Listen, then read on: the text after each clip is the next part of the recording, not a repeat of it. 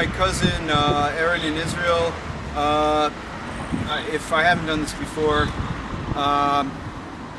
we visited Snov, and about 3 days ago we got varying versions, I guess, of the folk stories about Jews in Snov and the genocide, of course.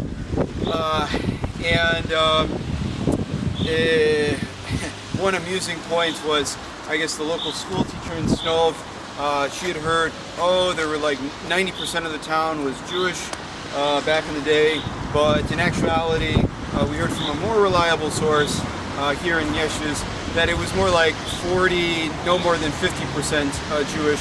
But my friends with the camera here pointed out, well, I guess a lot of peasants of the time couldn't tell a townsperson from a Jew, so when you ask them, they're like, 90%.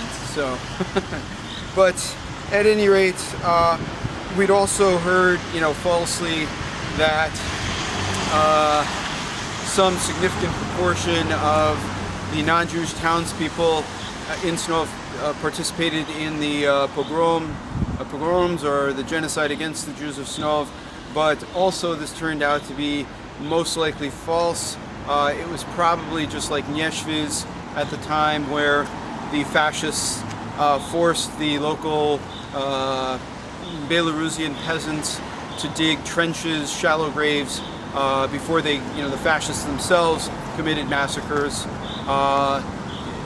And also, at worst, perhaps a couple of the policemen maybe transported Jews under orders or not, whatever, may have even killed some Jews, local, people who were police. But usually those people were then, once the Soviets retook this region, such people were either, if they were notorious killers, they would probably, from what I've understood, be beaten, in the town itself, led at gunpoint to the forest, forced to dig their own grave, shot, kicked into the grave, and left there. But otherwise, just softer collaborators such as police who transported Jews to the the mass graves. I guess oftentimes they were sent to the Gulag for 25 years, and then when they returned, they were spit on by the local population. So generally, the Belarusian people historically, even taking into account class and national conflict between Jews and Belarusians at the time, they were pretty multinational and ultimately anti-fascist, and still are, I guess, pretty much anti-fascist people. And let's see, I think that about covers it. I guess I should also mention that Snov itself, there were 2 factories constructed, and there were relatively few Jews in Snov. Not all were killed on spot. Some were sent to an extermination camp. At this camp, also Orthodox priests, Belarusians, also were killed rather quickly.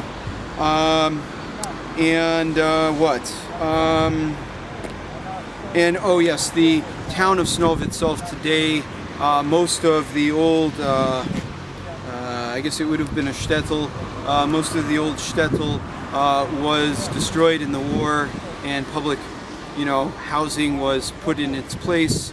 And I guess, there are people in the town that don't want to discuss that period of the genocide because I guess they feel, very badly about it, but, it doesn't even rise to the level of a Yedwabne situation, apparently, as, I've been told.